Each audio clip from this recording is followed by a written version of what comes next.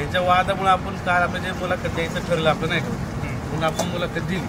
तर मुलाखत दिलं तर त्यांनी अशी चर्चा उडवली की माझं वडील पिऊन असं केलं किंवा काय असं केलं. तसं काय नसतं. आता त्यांच्या वडिलांचा आत्ताच फोन झाला माझा की 10 मिनिटापूर्वी, त्याचं रेकॉर्डिंग तुम्हाला देतो मी. असा काय विषय नाही. ते पण आता काय त्यांचं इंटरनल घरगुती वाद ते घरीच नाही. त्याच्यामुळे हे जास्त माझी बदनामी करतात. आणि ज्यांनी बदनामी केली किंवा कोणी व्हायरल केली मी रीतसर कारवाई करणार आहे. कारण की आज मी एवढी मोठी रक्कम मोजली की म्हणजे कुणाचं पण काम नाही. 71 लाखाचा व्यवहार झालेला आहे. बैल कायम सर्व दोघात राहणार आहे. हे आमचे असे कबड्डी क्लिअर झालेले तुम्हाला परत पण प्रकाशित तुमच्या माध्यमातून परत पण प्रकाशित केली जाणार आहे.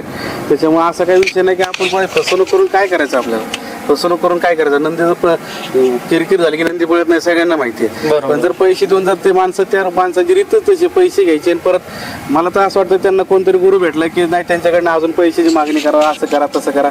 त्या अनुषंगाने त्यांचे प्रयत्न चालू आहेत. त्यांना माझी बदनामी करणं एक व्यावसायिक माणूस मी माझी बदनामी करणं चुकीचं आहे. मी त्याच्यावर रीतसर कारवाई करणार आहे. थोडक्यात म्हणजे फोन पण झाला चौकीला की त्यांनी आता मला याच्यासाठी बोलवलेले कंप्लेंटसाठी त्यांनी आता बोलवले. व्हायरल केलंय त्यांनी स्टेटस ठेवलेत माझ्या बदनामीचे. सगळ्या ग्रुपला तिकडले असू किंवा इकडचे असू तर त्यांच्या विरोधात आपण कंप्लेंट त्यांचे मोबाईलचे नंबर आलेत ग्रुपमध्ये सगळे विरोधात आपण कारवाई करणार. टोटल जणांवर कारवाई करणार.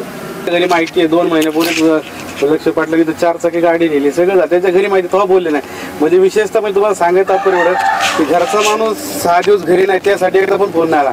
पण बैलाची खरेदी टाकली तर एवढे फोन आले त्यांच्या घरच्यांची, त्यांच्या आईनी झाले, त्यांच्या भाऊ फौजी झाले. एवढी बदनामी केली प्रमाणावर 2 तासामध्ये. बरोबर काय नव्हतं. बैल प्रेमापुटीच पळायचा. पण त्याचा एकच शब्द होता दिला तर तुम्हालाच हो. आणि आमचा जवळजवळ जानेवारी महिन्याचा आमचं बोली झाली बैलाची कितीला द्यायचा किती काय होतं. त्यांनी जानेवारी का डिसेंबर झाली तर त्यांनी काही पैसे आपल्याकडनं घेतले नव्हते. नंतर मागच्या महिन्यात त्यांना पेमेंट वगैरे दिलं. लिखापडी तवाच आपली झाली क्लिअर कट झाली. मागे 1 महिना झाली लिखापडी करून जवळजवळ. पण विषय काय आला की त्यांच्या घरात इंटरनल पैशामुळे वाद झाले आणि त्यांचं पटत नाही. तर त्यांच्या परस्पर विरोधात कंप्लेंट मागच्या 15 दिवसापूर्वी त्यांच्या परस्पर कंप्लेंट तिकडल्या जळगावच्या चौकीमध्ये आहेत त्यांच्या. असा काही विषय नाही.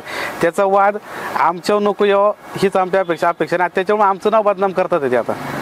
आणि ही बाईट सुद्धा देत लक्ष्मण पाटील म्हणले तुमची खरेदी झाली तुम्ही तुमची बाईट द्या मला काय अडचण नाही.